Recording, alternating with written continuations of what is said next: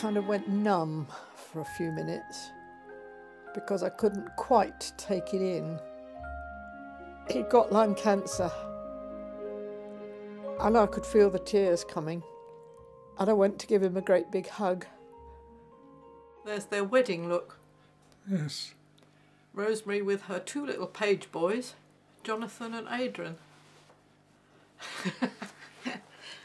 We've had some wonderful shared times in the last 6 months, laughing about some of the things that have happened, enjoying looking at pictures of things that have happened, reminding ourselves about special occasions in our lives. We've been given time to share our memories. I think the reality was that there was many things that we would do together or that were connected that would never happen again.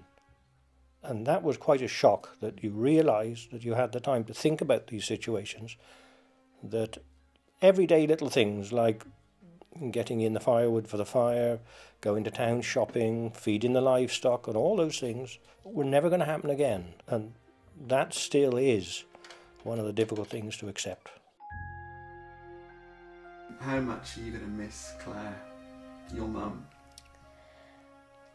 That's a question that's impossible to answer. You will never not miss her. She's my best friend. She's my mum. I've loved her. She's the one I hug all the time and closest to me when I'm sad and looks after me. And I don't know how I'll react when she has passed away. I don't know how I'll act 10 years after, but I will miss her. Everything I've ever done in my married life has been for my wife, and not to have her there it's going to take a lot of adjusting, which I can't even contemplate at the moment yet. But I don't know. You need to ask me in a few years' time, hopefully, and see if I've changed in any way. At the moment, it's something I can't even contemplate, is how it's going to impact upon me. It's just going to be like somebody cutting all my limbs off, I think. It's my support will be gone. You alright? Yeah.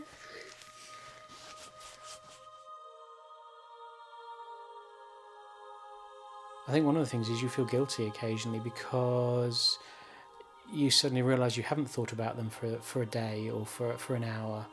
I think that's what it was in the beginning. Every hour I would be thinking of Ken when I first lost him. And then you feel guilty because you hadn't thought about how upset you were.